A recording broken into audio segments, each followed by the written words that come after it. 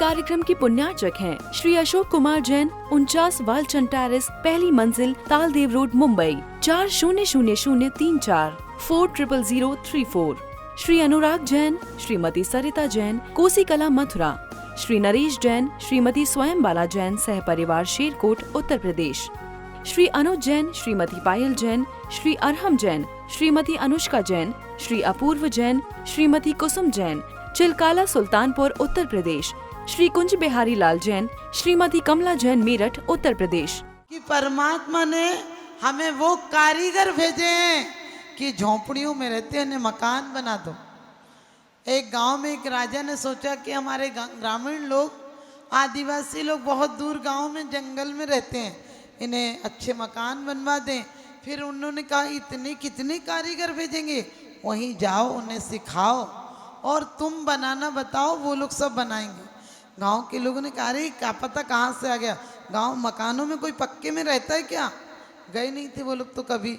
और लोगों ने कहा ये कहीं का कोई जादूगर आ गया, कहता पक्के मकान बनाएंगे, क्योंकि पहले मकान कच्चे और आदमी पक्के हुआ करते थे। अब पक्के मकान बनाने लगे हैं लोग, दिल के मकान ढाने लगे हैं लोग। बच्चों से सुखों की उम्मीद करते हैं, लेकिन अपने बुजुर्गों का दिल दुखाने लगे हैं लोग, अपने बुजुर्गों का दिल दुखाने लगे हैं लोग। माना कि तुम्हें कहीं पार्टियों में जाना होता है, लेकिन घर वालों से प्यार से बोल कर जाओ। आजकल लोग कहते हैं माता जी सास सीधी हो गई। हमने कहा ये कि ये तो एक निकम्मा हो तो क्या करे, उसी के पास तो रहना है। दो चार हो तो एक आध निकम्मा हो तो एक आध तो अच्छा निकले। अब एक ही ये जैसा होगा उसी से माथा फोड़ो, तो इसलिए तुम्हें चुप रहना पड़ता है। लेकिन आप ध्यान रखना, राजा ने महल बनाने भेजा लोगों को, उनने बनाने नहीं दिया। गांव वालों ने कहा बनता है क्या, हमारे बुजुर्गों ने नहीं बनाया, नहीं बनाने दिया। सुबह से शाम तक कारीगर मेहनत करता, वो शाम को सारे गिरा देते। बोले नहीं, आप लोग भी ऐसे ही हो। परमात्मा ने तुम्हें गुरु के रूप में, मंदिर के रूप में कारीगर भेजे हैं कि तुम भी इस खंडर महल को महल सा बनाओ, एक दिन मोक्ष महल में जाओ। लेकिन तुम कहते हो इतने बुद्धू जा रहे हैं, समझ गए, इतने लोग जिस तरफ जा रहे हैं वही घर अच्छा होगा। मैं आपसे आज यही कहूंगी, अपने जीवन में जिस क्षेत्र में तुम 355 दिन रात के, शादी के, जन्मदिन के क्या क्या कार्यक्रम करते हो, कम से कम चक्रवर्ती बनकर, 100 धर्मेंद्र बनकर 10 दिन वो अनुष्ठान करना कि तुम्हें जमीन पर जन्नत नजर आ जाए। और वो सौभाग्य आप सबको, आप लोग कहोगे अभी तो विधान से निपटे हैं। अरे विधान व्यवधान मिटाते हैं। वो विधानों में तुम्हारी जब तलक है जिंदगी, फुर्सत ना होगी काम से, समय कुछ ऐसा निकालो, प्रेम हो भगवान से। अब तो तिया के दिन 13वीं तक हो जाती है, समझ गए। और 3 दिन क्या 3 घंटे में लोग भूल जाते हैं। नहा के आते हैं, बोले लाओ नाश्ता लगाओ, ये करो वो करो, पता तक नहीं चलता कि यहाँ कोई गया था। ऐसी हम सब की हालत भी होगी, कोई पूछने वाला नहीं रहेगा। तो आज से विचार बना लेना, और वो दिन आपकी जिंदगी में अभूतपूर्व होंगे। शादी की फोटोएं लगा कर रखते हो, वो क्या होगा, शादी तो आने वाले बच्चे तुमसे बिना पूछे भी कर लेंगे, पूछने की जरूरत नहीं पड़ेगी। लेकिन कम से कम एक अनुष्ठान की फोटोएं अपने परिवारजनों के साथ अपने बैठक में लगाया करो। हर आने वाले को तुम्हारी एक आदर्श जिंदगी, शुभ जिंदगी का दर्शन हो, उसके लिए लगे कि ये लोग कितने अच्छे लोग हैं, इनने इतना महान अनुष्ठान किया था। अरे तुम इंद्र बनोगे तो तुम्हारे आने वाले बच्चे भी साक्षात इंद्र बनेंगे। तुम अपने बच्चों के लिए भी कुछ कर जाओ, बैंक बैलेंस जोड़ जाओ, क्या होगा, वो बच्चे तुम्हारे और कमा लेंगे। तुम सोचोगी माता जी जेवर जोड़ जाएं, आने वाली बहुएं कहेंगी ए बुढ़िया बेकार थी, इतना सस्ता था, 10 तोले और जोड़ लेती, तुम्हें बुद्धू ही कहेंगे। कितने भी मकान बनवा लेना, यही कहेंगे पापा के टाइम में सस्ते मिल रहे थे, तो 2-4 और लेके डाल लेते।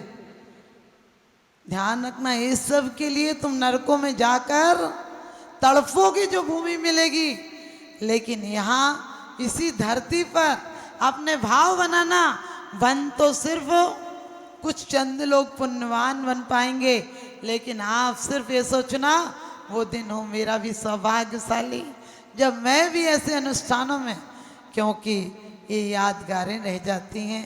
तो आप सब लोग भाव बनाना और ऐसे व्यवधान बिल्कुल मत करना, ये रहने देना, होते रहते हैं, कार्यक्रम बाद में बन जाएंगे। नहीं, हर व्यक्ति, हर एक व्यक्ति, बच्चों के लिए सोचना एक दिन तो हम उस महान अनुष्ठान में अपने बच्चों को अभिषेक कराएंगे, पूजन कराएंगे। और वो स्मृतियाँ, आप लोग कहते हो पिताजी की पुण्य स्मृति में, हमने कि बाप तो एक भी स्मृति में पुण्य नहीं कर गया, समझे। बाप तो अपनी स्मृति में जब तक उसके ख्याल जिंदा रहा तब तक एक क्षण पुण्य में नहीं गुजारे। उसकी पुण्य स्मृति कैसे हो गई? कम से कम तुम अपनी पुण्य स्मृतियों को पुण्यमय बनाओ। मैं ये नहीं कहूँगी पुण्य स्मृति में। तो एक जमाई आया, कहा गुण ग्रहण की भाव की बात की थी, तो सास बड़ी कंजूस थी, बोली लाला जी आप कमज़ोर नजर आ रहे हो। वो बोला नहीं ठीक हूँ। बोले बारात में तो अच्छे दिख रहे थे। बोला आपको पता है ना, दूल्हे की अकड़ बनाने के लिए कोट मोट पहनाते हैं और उसमें आप सबको पता है थोड़ा सा मोटा दिखता है। उसने कहा कोट पहने था ना, मैं ठीक लग रहा हूँ। तो उन्होंने कहा कि नहीं नहीं आप कमज़ोर लग रहा है। जो बहुएं थी वो कढ़ाई मांजने लगी। सास बोली कढ़ाई क्यों मांज रही हो? बोले जमाई जी आए कुछ तो बनेगा। सास बोली रखो कढ़ाई एक तरफ, जमाई जी कमज़ोर लग रहे हैं, कम से कम अभी 10 दिन उन्हें खिचड़ी खिलाएंगे, हम बढ़िया खिचड़ी बनाएंगे और उन्हें खिचड़ी खिलाएंगे, फिर रुकेंगे तब फिर देखेंगे कुछ। जमाई ने सोचा किस्मत फूट गई, मैं अपने घर में अचार पापड़ सब्जी मब्जी सब खाता था, ये तो कितनी बेकार है, कह रही खिचड़ी खिलाऊं। जमाई बोला मैं शाम को ही चला जाऊंगा। फिर भी सास ने खिचड़ी बनाई और ठंडी के दिन थे खिचड़ी। बोली घी डालूं क्या? उसने कहा आपकी मर्जी। तो घी तो नहीं डाला, ठंडा बर्तन था तो जमा घी था। उसने लिया और उल्टा किया, एक बूंद भी घी नहीं गिरा। उसने भी जल्दी से गिलास का पानी पिया। वो बोला माँ जी पानी लेकर आओ। सास पानी लेने बाहर रखा था, पानी लेने गई, लकड़ी का चूल्हा था, तब तक उसने थोड़ी आंच दिखाई और वहीं रख दी। और सास आई, बोली क्यों जी आपको खिचड़ी नहीं भा रही? बोले मेरी माँ की याद आ रही। बोले वो खिचड़ी में घी डालती थी, मैं भी डाल दूँ क्या? उसने कहा आपकी मर्जी। अब उसने लिया और बर्तन उसने उसी धोखे में, क्योंकि बाहर से तो ठंडा ही सा लग रहा था, और उसने उसी धोखे में बर्तन उल्टा कर दिया। अब तो सारा घी जमाई की थाली में, इतना सारा जितना कलसे में घी था सारा गिर गया। अब सास की आत्मा ऊपर नीचे होने लगी, कहने लगी हाय राम, इतने में तो मेरा पूरा खानदानी पूड़ी हलवा खा लेता। एक ऐसा जमाई है, इसने कप को गर्म कर दिया, पता ही नहीं चल रहा, लेकिन लड़ तो नहीं सकती थी जमाई से। जमाई से बोली कि जमाई जी एक बात बताना आपको भूल गई। बोले बताओ। बोले हमारे यहाँ पहली बार जमाई आता है ना, तो सास और जमाई एक थाली में खाते हैं। आप बेचारा वो मना भी नहीं कर सकता। बोले खा लो आपके यहाँ। बोली एक रस्म होती है साथ में खाते, तो बोली खा लो। तो सास ने जल्दी से 3-4 चमचा, बड़े भर चमचा भर खिचड़ी डाली उसमें, कि ताकि घी जल्दी से पिघल जाए। और उसमें बात करते करते बोली देखो जी, पहले उसने घी मिलाया ताकि ठंडा में गरम एक सा हो जाए, और उसमें घी एक तरफ करती करती बोली देखो जी तुम्हारी माँ ऐसा कहती है, देखो जी तुम्हारे पिताजी मेरी बेटी को ऐसा कहते हैं, और आप भी कुछ नहीं कहते हो। जमाई भी रामगंगा बिहार का था। जमाई भी बोला, बोले माँ जी माना कि मेरे घर के लोग खराब हैं, लेकिन आपकी बेटी को घर की बात बाहर नहीं करना चाहिए। आपकी बेटी को तो घर की बात यूं पी जाना चाहिए, पी जाना चाहिए। और थाली उठाई और सारा घी पी गया। आप समझ गए कि लड़कर नहीं, प्यार से हर बात सुलझ सकती है। क्या करोगे, तकरार से जो प्यार से हो जाती है। तो आप लोग भी अपनी ज़िंदगी में नियम बना लो कि हम आपके यहाँ बहुत अच्छा लगा, कल से आए हैं, बहुत सुंदर लगा। लेकिन सुंदर तो जब लगेगा जब आप लोग साक्षात इंद्रों की आप वेशभूषा में होंगे। कई लोगों को लगता है माता जी व्यापार का टाइम है।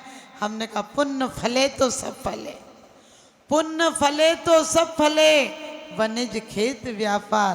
पुण्य की जड़ पाताल और पाप की जड़ अस्पताल। जितना कमाया है उसमें से 10% ईमानदारी से लगा देना धर्म में। और धर्म में भी हम कहते हैं हमने धर्म में लगाया। जितनी देर तुम्हारा धर्म का अनुष्ठान हो, पूजन हो, विधान हो, अभिषेक हो, और ये तो ये आम के आम गुठली के दाम।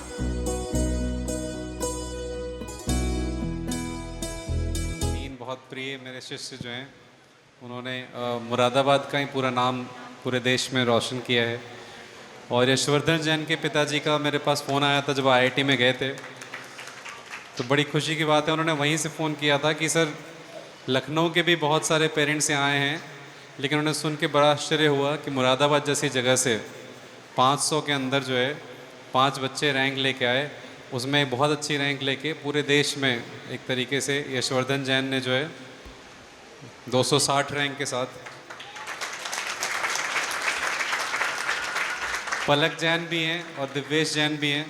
तो जैन परिवार में आज मैंने सुना भी बहुत अच्छा लगा 1 घंटे, क्योंकि मैं खुद शिक्षक हूँ तो बच्चों को मैं ऐसी बहुत सारी चीज़ें बताता रहता हूँ।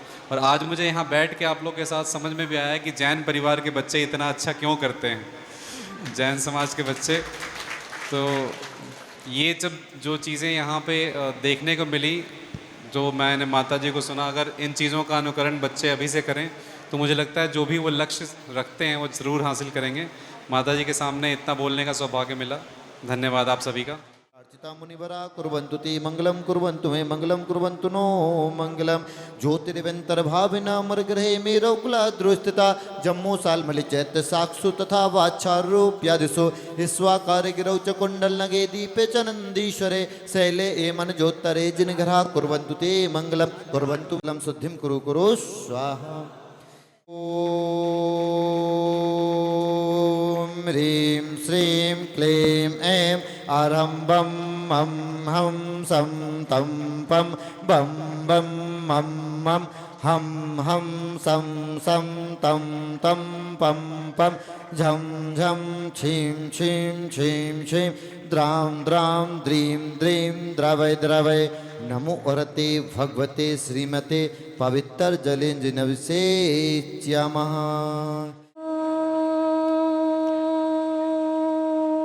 नमः सिद्धेभ्यः श्रीवीतिरागाय नमः।